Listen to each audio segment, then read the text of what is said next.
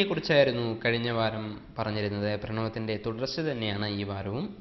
പ്രണവത്തിൽ മായാചിഹ്നമായുള്ള ഇകാരം അന്തർഭവിച്ച് കിടക്കുന്നത് പോലെ തന്നെ ഖുറാനിലെ ബിസ്മില്ല എന്നുള്ളതായിരിക്കുന്ന ശബ്ദത്തിലും സ്ത്രീത്വ ചിഹ്നമായ ഹേകാരം ഉൾക്കൊണ്ടിരിക്കുന്നുണ്ട് എന്ന് ഇസ്ലാം മതത്തിൽ അറിവുള്ളതായിരിക്കുന്ന തത്വജ്ഞാനികൾ പറയുന്നുണ്ട്. ബിസ്മില്ല എന്ന ശബ്ദത്തെ വിഭജിച്ചാൽ അതിൽ നിന്ന് അള്ളായുടെ പേര് 2 എന്നതാണെന്ന് കാണാം.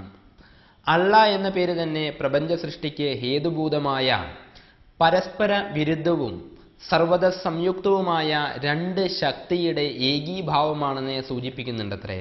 പുരുഷത്വ ചിഹ്നമായ അലിഫ് എന്നും സ്ത്രീത്വ ചിഹ്നമായ ഹേ എന്നുമുള്ളതായിരിക്കുന്ന 2 അക്ഷരത്തിൻ്റെ സംയോഗത്തിൽ നിന്നുണ്ടായ അള്ളാ എന്നുള്ളതായിരിക്കുന്ന വാക്ക് ഒരേ വസ്തുവിശേഷത്തെ തന്നെ തിരിച്ചും മറിച്ചും എടുത്തു കാണിക്കുന്നു. അതിനാൽ ആ ശബ്ദത്തെ ചില സൂഫികൾ ചെയ്തിട്ടുള്ള വിധം അവനെന്നും അവളെന്നും രൂപാന്തരപ്പെടുത്താവുന്നതാണ്, അല്ലെങ്കിൽ ഭാഷാന്തരപ്പെടുത്താവുന്നതാണ്. പ്രണവത്തെ ജഗത്തായി കൽപ്പിക്കുമ്പോൾ അകാരം ഈശ്വരനും ഉകാരം മൂലപ്രകൃതിയും മകാരം ശക്തിയുമായിരിക്കും.